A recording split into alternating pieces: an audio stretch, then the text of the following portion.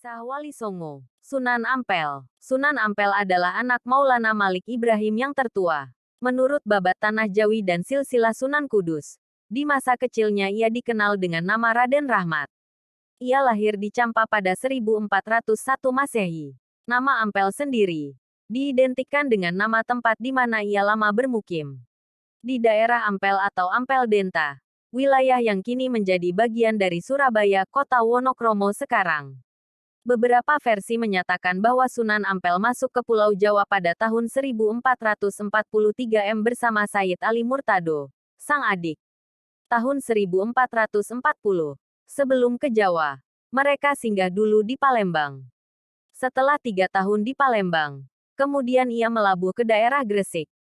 Dilanjutkan pergi ke Majapahit menemui bibinya, seorang putri dari Campa, bernama Dwarawati, yang dipersunting salah seorang raja Majapahit beragama Hindu bergelar Prabu Sri Kertawijaya. Sunan Ampel menikah dengan putri seorang adipati di Tuban. Dari perkawinannya itu ia dikaruniai beberapa putera dan puteri. Di antaranya yang menjadi penerusnya adalah Sunan Bonang dan Sunan Derajat.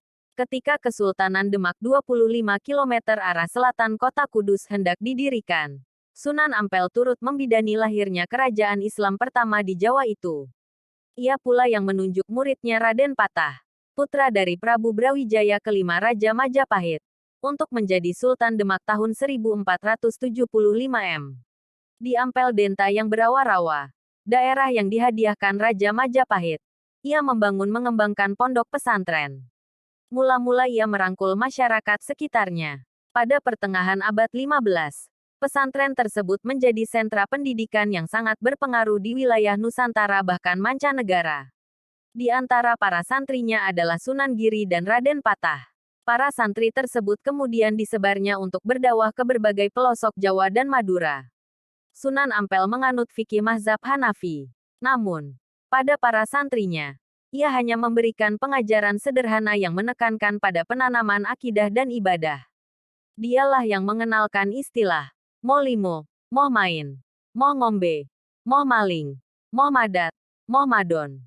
Yakni seruan untuk tidak berjudi, tidak minum minuman keras, tidak mencuri, tidak menggunakan narkotik, dan tidak berzina.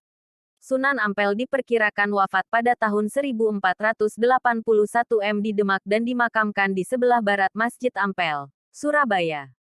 Kisah Wali